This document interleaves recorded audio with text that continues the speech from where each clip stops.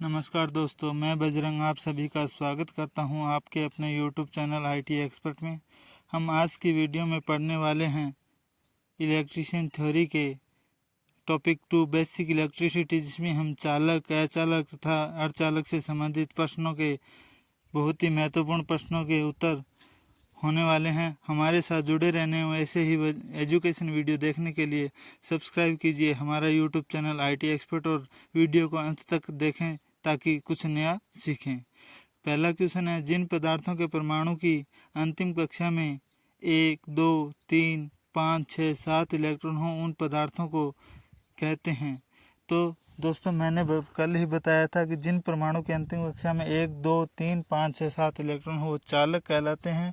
जिनकी अंतिम कक्षा में 1 या 2 इलेक्ट्रॉन हो तथा आसानी से जो इलेक्ट्रॉन त्यागने की प्रवृत्ति रखता हो वह बहुत ही अच्छा चालक कहलाता है, तथा जो इलेक्ट्रॉन ग्रहण करने की प्रवृत्ति रखता हो वह बहुत ही बुरा चालक कहलाता है। तो इस अनुसार हमारा ऑप्शन के अनुसार ये प्रश्न का उत्तर है चालक। और तो ऑप्शन ए पे क्लिक कर दीजिए। क्वेश्चन अगला, जिन पदार्थों के परमाणु की अंतिम कक्षा में 4 इलेक्ट्रॉन उपस्थित हों उन पदार्थों को कहते हैं।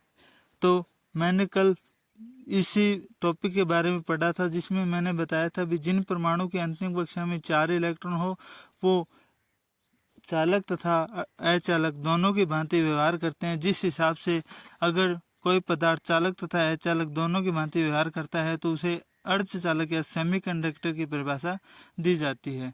तो जिस परमाणु की अंतिम कक्षा में 4 इलेक्ट्रॉन हो वह पदार्थ अर्धचालक कहलाता है, जिसे इंग्लिश में सेमीकंडक्टर कहते हैं। तो क्लिक कीजिए ऑप्शन सी। अगला क्वेश्चन, जिन पदार्थों के परमाणु की अंतिम कक्षा में 8 इलेक्ट्रॉन उपस्थित हो उन पदार्थों को क्या कहते हैं। तो परमाणु की संरचना के अनुसार परमाणु की अंतिम कक्षा में 8 इलेक्ट्रॉन अधिकतम 8 इलेक्ट्रॉन विराजमान हो सकते हैं। अगर कोई परमाणु अपने अंतिम कक्षा पूर्ण कर लेता है तो उसमें ना ही तो इलेक्ट्रॉन ग्रहण होता है और ना ही वह इलेक्ट्रॉन आसानी से त्याग कर सकता है। तो इलेक्ट्रॉन गति नहीं करेंगे तो इलेक्ट्रॉन के बिना धारा प्रवाह नहीं होगी। तो यहाँ उसे कहेंगे कुचालक या अचालक कहते हैं। तो ऑप्शन बी पे क्लिक कर दीजिए।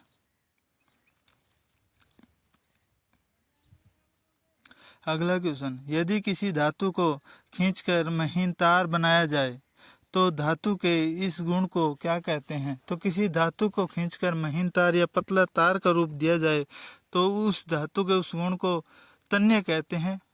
देखते हैं ऑप्शन ए सुदृढ़, बी आघातवर्धक, सी तन्य या तन्यता तथा डी प्रत्यास्थता। किसी धातु को खींचकर पतले तार का रूप दिया जाए तो उस गुण को, धातु के गुण को तन्यता या तन्य का नाम दिया जाता है। तो क्लिक कर दीजिए ऑप्शन सी। अगला क्वेश्चन, रिले, कॉन्टैक्टर एवं स्टार्टर इत्यादि के संयोजन या कॉन्टैक्ट बिंदु बनाने के लिए उपयोग में लिए जाने वाला पदार्थ है या तत्व कह सकते हो। तो ऑप्शन ए चांदी, option B aluminium, option C tungsten,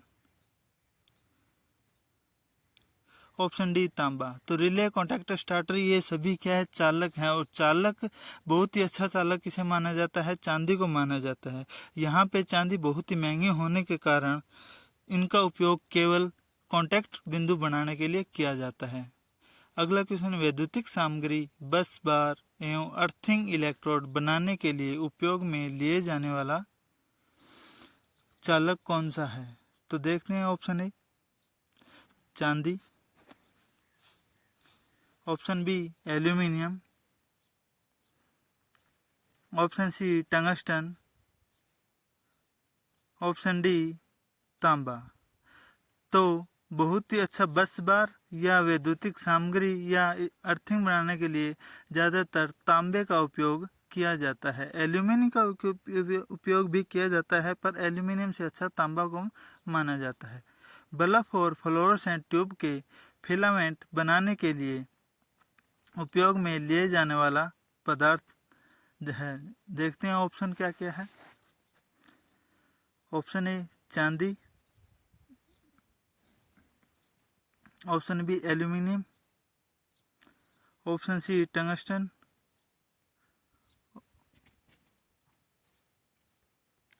option D तांबा। तो फ्लोरोसेंट तथा जो फिलामेंट बनाने के लिए उपयोग किए जाते हैं उस पदार्थ या चालक का प्रतिरोध बहुत ही ज़्यादा होना चाहिए। तो इनमें सभी ऑप्शन में से सबसे ज़्यादा प्रतिरोध टंगस्टन का है, जिसे फिलामेंट बनाने के लिए उपयोग में लिया जाता है। अगला क्वेश्चन, किसी तार अथवा लोहे को वातावरण के प्रभाव से बचाने के लिए उस पर जंग रोधी परत चढ़ा दी जाती है, उस प्रक्रिया को क्या कहते हैं? तो मैं आपको बता दूं दोस्तों, पहले ऑप्शन देख लेते हैं। ऑप्शन ए लेप चढ़ाना, ऑप्शन बी जस्तीकरण, ऑप्शन सी अपघटन तथा ऑप्शन डी अमलगेशन। तो मैं आपको बता दूं, किसी धातु या किसी तार को या किसी लोहे को जंग से बचाने के लिए उस पर जस्ते की परत चढ़ाई जाती है, जिसे गैल्वेनाइजेशन भी कहते हैं, या हिंदी में जिसे जस्तीकरण का नाम दिया जाता है। तो ऑप्शन ए बी इसका सही आंसर। अगला क्वेश्चन, विद्युतीय परिपथों में उपयोग में लिए जाने वाला फ्यूज वायर किन किन धातुओं से मिलकर बना होता है?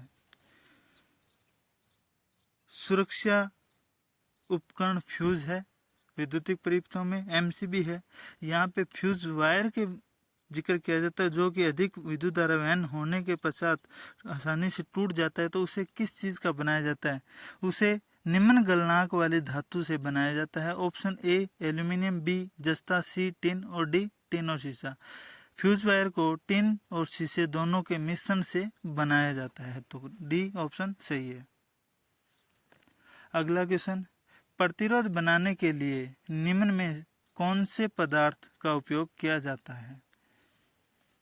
प्रतिरोध बनाने के लिए उस पदार्थ का जिसका तापमान या गलनांक बिंदु भी उच्च होना चाहिए तथा उसकी प्रतिरोध क्षमता या विद्युत धारा का विरोध करने वाला भी बहुत होना चाहिए। तो option A eureka, option B manganin, option C nichrome, option D graphite. तो इनमें से पूछा है प्रतिरोध बनाने के लिए कौन से पदार्थ का उपयोग नहीं किया जाता? तो यूरेका, मैग्नीन तथा नाइक्रोम का उपयोग किया जाता है। यहाँ पे ग्रेफाइट का उपयोग नहीं किया जाता। अगला क्वेश्चन, कार्बन का ताप बढ़ाने पर उसके प्रतिरोध के मान पर क्या प्रभाव पड़ता है? तो हमने हमारी जब कक्षा थी उसमें हमने पढ़ा था ऋणात्मक ताप गुणांक तथा धनात्मक ताप गुणांक। एनटीसी तथा पीटीसी दो प्रकार के धातु होते हैं। पदार्थ को दो भागों में बांटा गया था, एक एनटीसी दूसरा पीटीसी। जिन पदार्थों का ताप बढ़ाने पर प्रतिरोध बढ़े उसे पीटीसी तथा जिन पदार्थों का ताप बढ़ाने पर प्रतिरोध घटे उसे एनटीसी पदार्थ की श्रेणी में रखा गया। यहाँ कार्बन का प्रतिरोध ताप बढ़ाने पर प्रतिरोध घटता है, तो ये एक एनटीसी ऋणात्मक ताप गुणांक का पदार्थ है। अगला, नाइक्रोम एक मिश्र धातु है, इसमें निकल और क्रोमियम की प्रतिशत मात्रा बताइए। नाइक्रोम एक मिश्र धातु है जिसे निकल तथा क्रोमियम दोनों के मिश्रण से बनाया जाता है। तो इसमें बनाने के लिए निकल की मात्रा 80% तथा क्रोमियम की मात्रा 20% रखी जाती है। नाइक्रोम का उपयोग हीटर के हीटिंग एलिमेंट बनाने के लिए किया जाता है। इसका प्रतिरोध या गलनांक बिंदु भी बहुत उच्च होता है। तो यहाँ ऑप्शन सी है, 80% निकल तथा 20% क्रोमियम। अगला क्वेश्चन,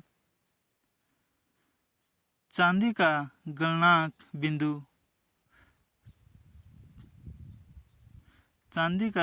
बिंदु ताप कितना होता है? चांदी का मेल्टिंग पॉइंट पूछा है, गलनांक बिंदु कितना होता है? A 232 degree Celsius, B 960 degree Celsius, C 1080 degree Celsius तथा डी 3500 डिग्री सेल्सियस। मैं आपको बता दूं 232 डिग्री सेल्सियस टिन का होता है, 960 डिग्री सेल्सियस ताप गुणांक चांदी का, 1080 डिग्री ताप गुणांक और तथा 35 डिग्री सेल्सियस तापमान टंगस्टन का होता है। अगला क्वेश्चन, सबसे अच्छा अचालक माना जाता है। सबसे अच्छा चालक किसे कहा जाता है? ये हम डिसाइड करते हैं ऑप्शन के आधार पे। ये सभी क्वेश्चन ऑप्शन के आधार पे पूछे जाते हैं। ए पीवीसी जिसे कहते हैं पॉलीविनाइल क्लोराइड जिसे अपने पाइप बनाने के लिए उपयोग किया जाता है, बी अभ्रक, सी एबोनाइट तथा डी सूखी हवा। ये चारों के चारों अचालक हैं तथा इनमें सबसे अच्छा चालक शुष्क हवा या सूखी हवा को माना जाता है, जिसे नमीहीन, जिसमें नमी ना हो। अगला क्वेश्चन, प्रत्येक पदार्थ की वोल्टेज सहन सीमा अलग अलग होती है। अचालकों की वोल्टेज सहन सीमा करने की शक्ति को क्या कहा जाता है? देख लेते हैं ऑप्शन। ऑप्शन ए शक्ति,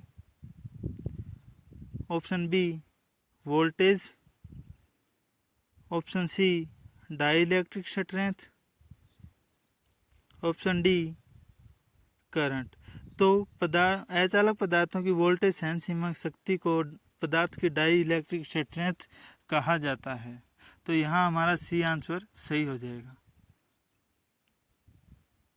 अगला question, switch, plug, top, holder इत्यादि निम्न में से किस अचालक पदार्थ के बनाए जाते हैं? स्विच, प्लग तथा टॉप बनाने के लिए जो हमारे घरों में यूज होते हैं वो बेकेलाइट के उपयोग किए जाते हैं। पोर्सलिन के जो विद्युत इलेक्ट्रिसिटी बोर्ड है उसमें इंसुलेटर डिस्क बनाने के लिए उपयोग किया जाते हैं तथा पोर्सलिन के फ्यूज बनाने के लिए उपयोग किया जाता है। बेकेलाइट का उपयोग स्विच, प्लग और टॉप होल्डर बनाने के लिए किया जाता है। तो ऑप्शन बी यहाँ पे सही हो जाएगा।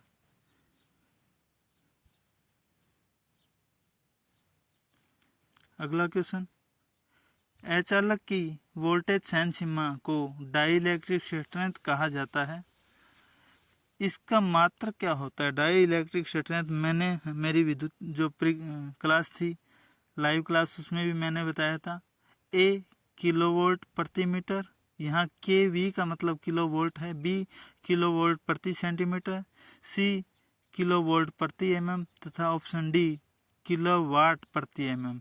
तो यहाँ पे अचालक की जो वोल्टेज सहन सीमा को डाइलेक्ट्रिक स्ट्रेंथ जिसका मात्रक किलोवोल्ट प्रति एमएम होता है।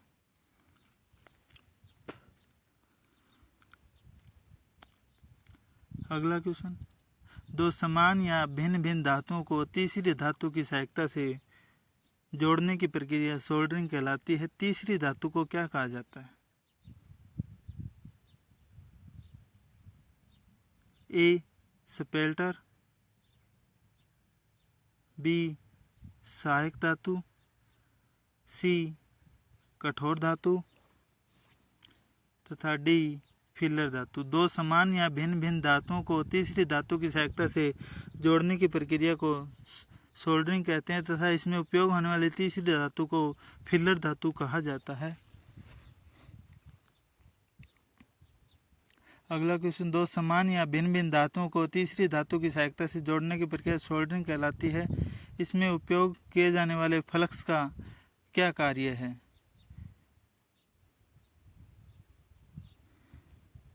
एक हल्के रंग का फ्लक्स उपयोग किया जाता है जिसे लुब्रिकेंट भी कहा जाता है। इसका उपयोग इसलिए किया जाता है कि यह जोड़ को साफ करे, ऑक्सीकरण होने वाली प्रक्रिया को ऑक्सीकरण को रोके तथा सोल्डर धातु है उसको शीघ्र ही पिघलाने का कार्य करे। तो इसका सही आंसर हो जाएगा उपयुक्त सभी।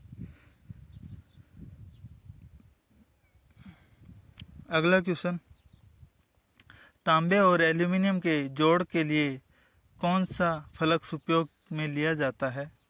तांबे तथा एल्यूमिनियम के जोड़ के लिए जो फ्लक्स उपयोग किया जाता है वो देखते हैं कौन सा है। ए स्टीयरिन, बी बेरोजा, सी सुहागा, ऑप्शन डी उपयुक्त सभी।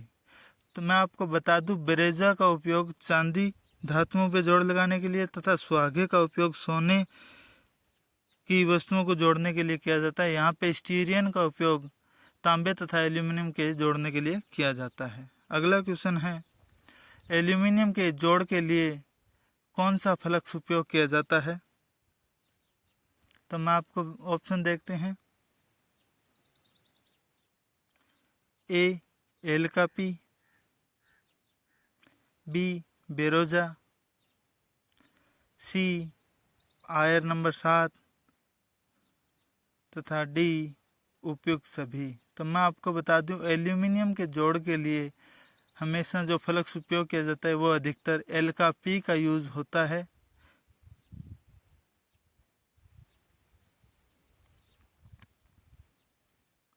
अगला क्वेश्चन, ताप गुणांक का मात्रक है। देखते हैं ऑप्शन, प्रति डिग्री फ़ारेनहाइट में, ऑप्शन बी प्रति डिग्री रूमियर में, ऑप्शन डी प्रति डिग्री सेंटीग्रेड में, ऑप्शन डी केल्विन में। तो ताप गुणांक को हमेशा प्रति डिग्री सेंटीग्रेड या प्रति डिग्री सेल्सियस में मापा जाता है। तो यहाँ अपना ऑप्शन सी सही हो जाएगा।